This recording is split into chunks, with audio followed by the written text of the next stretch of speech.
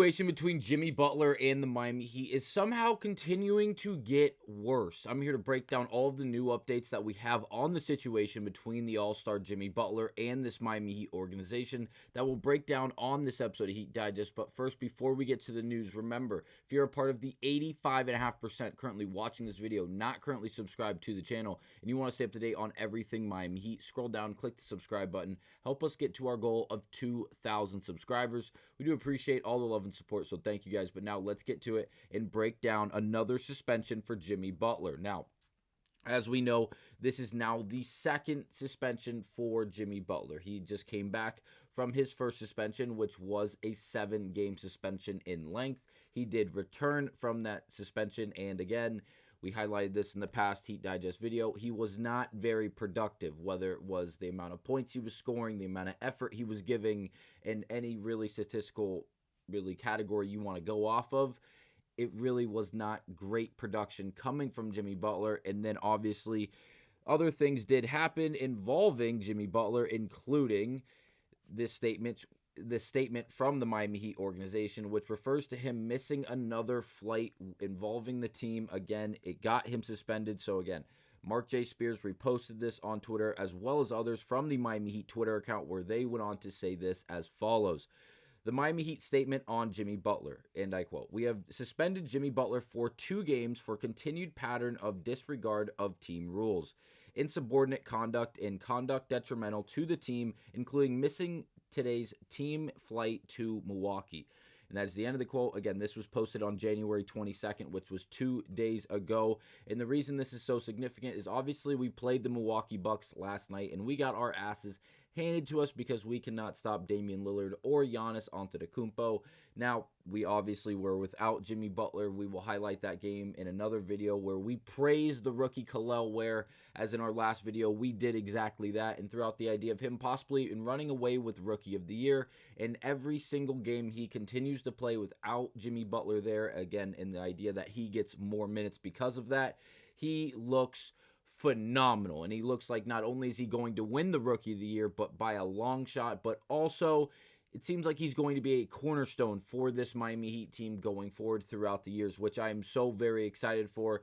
Again, we celebrated when we drafted him with the 15th overall pick in this past year's draft out of Indiana, and now things are really starting to churn here in Miami, playing him alongside Bam Adebayo, taking some of the pressure off of Tyler Hero and Bam, and allowing Kelman Ware to be a rookie to really find his footing, in this NBA league, and really develop into a world-renowned player. And I think that is what we're starting to get. But again, back to Jimmy Butler and really what this Miami Heat team is going to do, and how this situation continues to just grow worse and worse. And honestly, it's on Jimmy, and I'm not the only one saying that. We're going to first start with this quote from NBA Central, which is Shams, as well as other Marc Spears on NBA Today. This is, again, last night talking about the Miami Heat before tip-off between the Miami Heat and the Milwaukee Bucks, where they go on to say Jimmy Butler's trade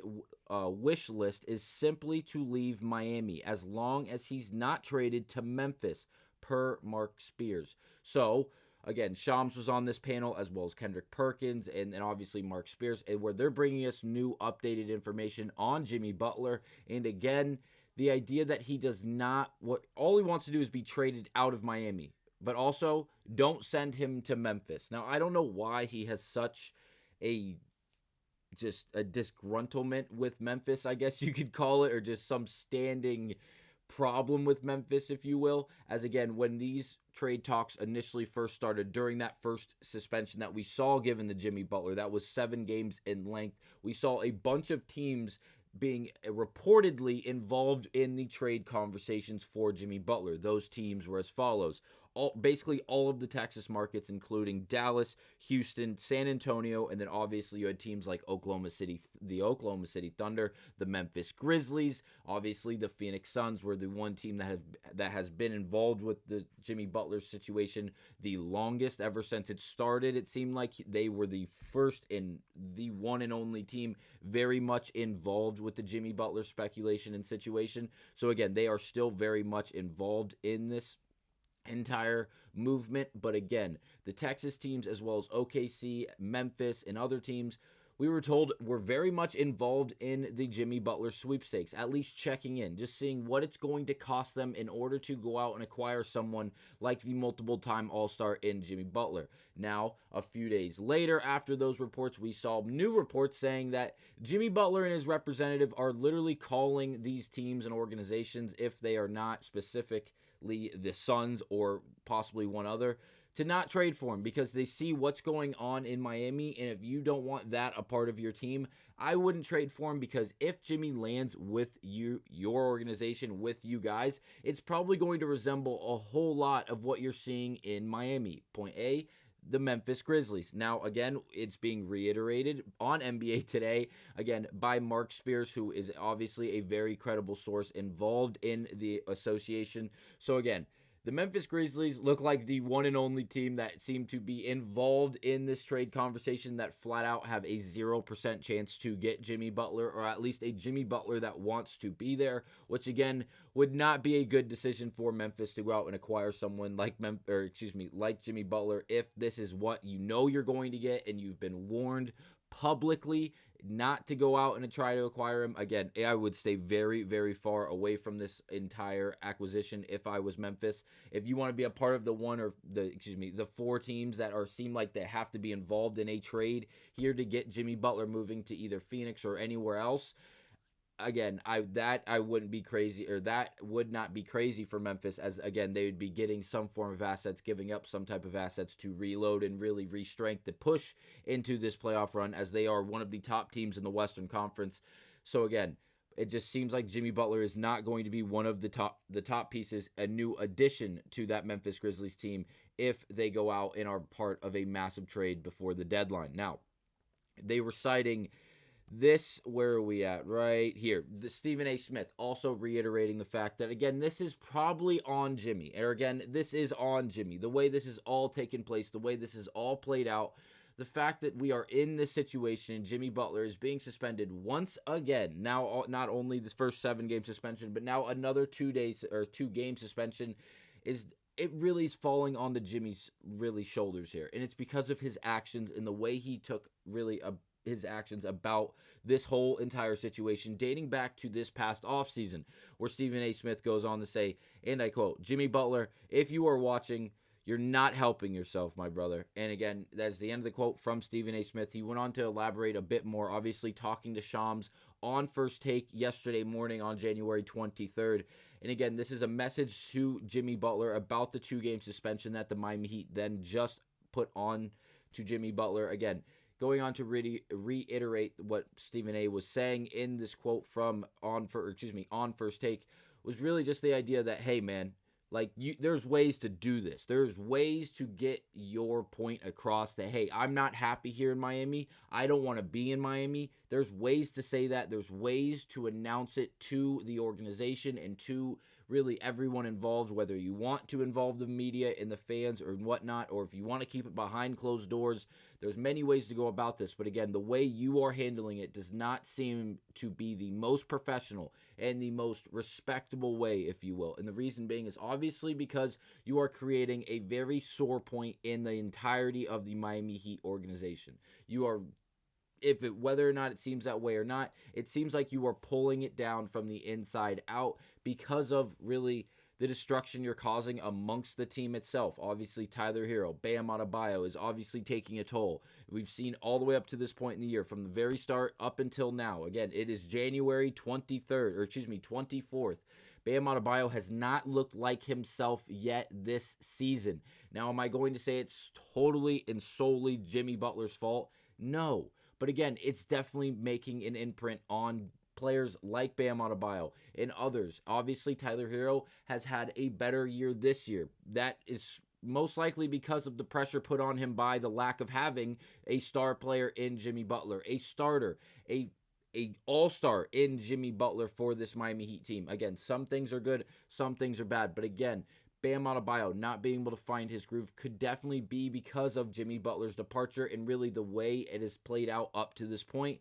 And again, that's not a good thing. Obviously, Tyler's resurgence and really just breaking out party this year is great and phenomenal. But again, he's doing it in an effort to keep the Miami Heat afloat due to the lack of Jimmy Butler being there. Again, there's pros, there's cons, and again, I'm with Stephen A here. I sincerely think Jimmy Butler could have handled this drastically different months ago. If you knew you didn't want to be in Miami months ago, back in the offseason, that could have been fine. It could have been handled with. It would have been easy to deal with. Not if you handle it this way. And again, it's really upsetting to see it play out this way because Jimmy Butler was Jimmy Butler to this Miami Heat team. He was one of the best players on this Heat roster in a very, very long time. And again, not only during the regular season, but specifically during that postseason, we saw so many good things come from Jimmy Butler and this Miami Heat team.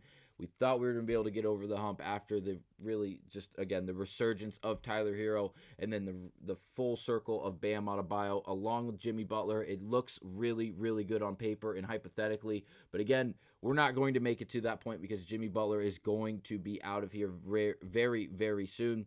Now, I will quickly highlight Shaquille O'Neil and Charles Barkley and Kenny Smith on the NBA on TNT. It's the last thing before wrapping up this video. But again, things did get a little chippy between these guys like they normally do when they do not agree on something. But again, Shaq was on the side of Jimmy Butler to a certain extent. I won't say he was full-fledged Jimmy Butler's side. But again, he was just saying, if you don't want me and I don't want to be here, why am I here? That's like, you don't, that's just the way it goes. Like I know I'm valuable. I know I'm worth something. I don't want to be here anymore. It seems like you don't want to pay me anything. Then why am I still here? Where he was rebutted by Charles Barkley and Kenny Smith, where they just constantly and frequently ask the question, don't you feel like that's a little unprofessional? Don't you believe that's a little just, you're lacking a bit of respect and a little bit of dignity to yourself as well as to the organization that you are committed to, that you've signed a contract to play for, to agree to come into work every day?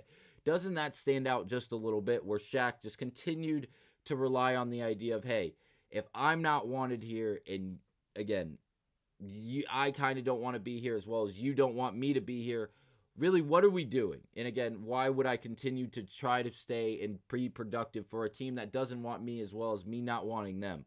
It seems equal. Now I'm just going to depart, and that's just the way it goes. Despite the contract that I'm under and I'm signed for and the money that I've been promised and given, obviously, via the contract, again, it's a lot of moving parts. I don't know about how I feel about it in the sense of Shaq's opinion. I very much agree with Charles Barkley, Kenny Smith, as well as Stephen A. Smith in the idea that Jimmy Butler did not handle this situation correctly. There are many different ways he could have handled this, and despite that, he decided to take his road and play out the way it did. And I'm very upset about it. But again, I will see you guys on the next episode of Heat Digest, breaking down more of the context behind the Jimmy Butler situation and any new information that we have at that point. So thank you guys for watching, and I will see you guys on the next one.